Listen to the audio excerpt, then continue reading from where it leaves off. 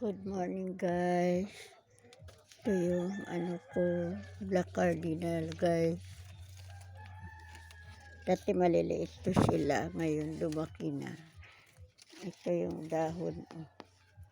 Pag pa lang siya, pag bago pa lang siya, ganyan ang dahon niya. Tapos sunod, ganyan ang kulay. Tapos pag magtagal na, ganyan na yan ang kulay niya. Pag tumagal na. Ayan o. Malapad na siya guys. Malapad na. Meron na naman bagong tutubo ito o. Bali parehas lang ito sila. Yung mother nito na wala na. Tatlo to sila, yung isa nandoon sa friend ko, inaalagaan yung isa dito.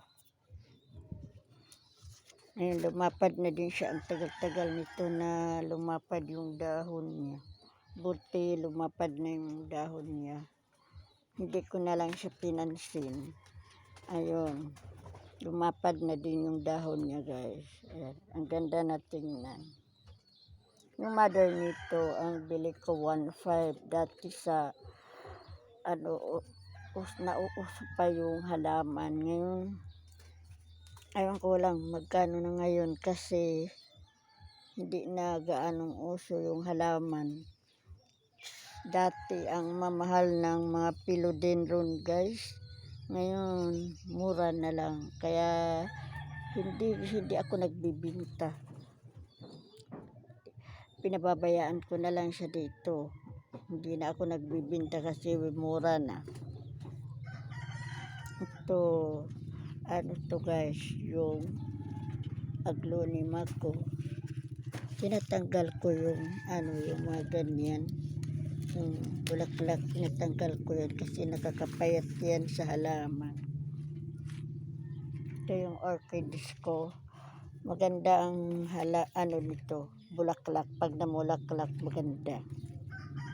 Tapos ito naman yung Birkins ko guys. Ayan, Birkins. Mayroon naman akong mga Birkins na maliliit. Kaya lang matagal pa sila lumaki. Hindi pa masyado nakikita yung kulay nila kasi maliliit pa.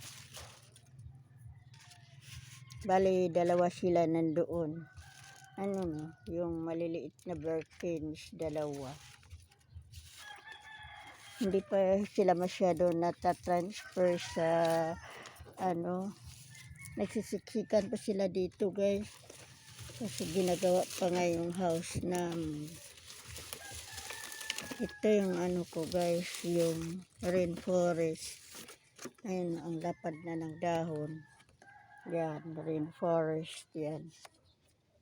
Tapos ito naman yung napakalapad na dahon niya.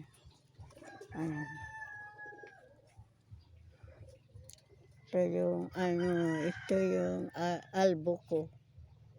Albo, saha na. Andito yung mother na albo guys. Ayan. Ayan yung mother na albo guys. Madami na siyang saha dyan. Madami siyang saha dyan. Thanks for watching. Bye.